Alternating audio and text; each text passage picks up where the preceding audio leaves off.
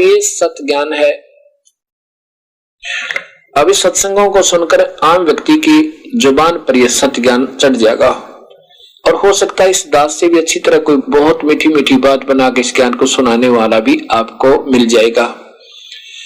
और आपके अंदर एक विशेष कमजोरी है हमारे अंदर कि हम किसी की लतीफेदार बातें सुन लो उस पर इतने प्रभावित हो जाते हैं बहुत गणे, फिर उसकी महिमा गाओ, आइयो हमारे भी सुनाइयो सत्संग, आजा हमारे भी। इससे क्या होगा कि आपके हृदय में उस व्यक्ति विशेष के प्रति अपने गुरुदेव से ज्यादा श्रद्धा बन जाएगी और ऐसा बनने से आप पतिव्रता पद से गिर जाओगे। ये गुरु महिमा माता है। गुरु को तजा बजा जो आना था पशुआ को फोकट गया ना, उस वो आपको मीठी मीठी बातें बता सकता है इस ज्ञान के आधार पर दे कुछ नहीं सकता। जैसे प्रधानमंत्री या मुख्यमंत्री किसी विशेष स्थान पर जाते हैं, उनसे पहले वक्ता बहुत कुछ बोल देते हैं, ऐसा और जमीन आसमान मिला देते हैं, हमारी सरकार ये कर देगी, हम ये कर देंगे, लेकिन वो कर कुछ नहीं सकते, वो बोल सकते हैं।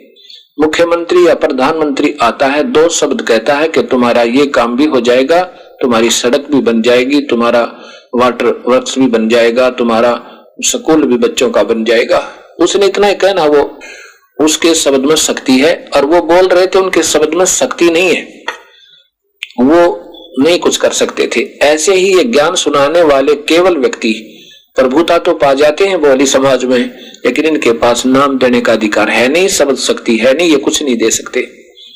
लेकिन हमारे अंदर एक विशेषता है या कमजोरी है, विशेष कमजोरी है।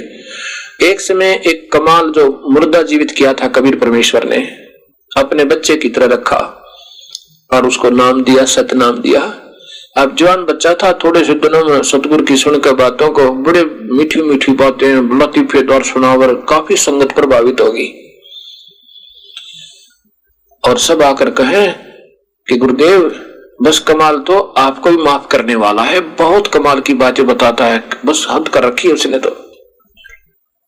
कबीर साहब कहा करते थे, बातें बताना और बनाना ये कुछ और बात है और समाधान नहीं है तो वो बातें व्यर्थ हैं, चाहे कितनी मीठी बनावे। और ये कह देना कि आपके तुल्य है या आपसे भी बढ़ गया है तो भी आप पतिव्रता पद से गिर गए, आपकी भावना गुरु से अटकी, आप नामहीन हो गए, आपका नाम समाप्त हुआ। इतना ही नाजुक नाता इस प्रभु की भक्ति का है। कबीर साहब ने उस कमाल को भी समझा कि नादान क्यों अपने कर्म बिगाड़े, तू अपनी भक्ति कर ले, ना गधा बना, वो ऊपर तेरे ऊपर कृपा हुई है प्रभु की, और अपनी भक्ति कर ले, इनको मत गुमराह करे। अब ये 2-4 बार सतगुरु ने उसको टोक दिया तो कमाल नाराज हो गया और जाकर के ना काफी दूर की तो और जाकर के कहीं पर अपना आश्रम बना लिया। क्यों, वो चेले चपटे जो गुरुदेव के थे वो उसके ऊपर प्रभावित हो गए थे, उसकी मीठी मीठी बातें सुनकर कि आप वहां आश्रम बना लो, अलग से रहा करो। आश्रम बना लिया, कमाल गुरुद्रोही हो गया। और गरीबदास जी कहते हैं, गुरुद्रोही की पैड़ पे जय पग आवे वीर, 84 निश्चय पड़े नु सतगुरु कहे कबीर। पूरे संत परमात्मा तुल कबीर परमेश्वर ने छोड़कर गुरुद्रोही हो जाना, गुरु से दुश्मनी कर लेना, बराबर में आश्रम बना लेना है, ऐसे ऐसे करना, ये गुरुद्रोही कहलाता है, गुरु की निंदा करना। तो वहां आश्रम बना लिया। ये हमारे जैसे भोले भगत मूड और कमाल था चतुर प्राणी, बातें वही बतावे लेकिन ज्ञान उसके पास नाम देने का आदेश था को नहीं।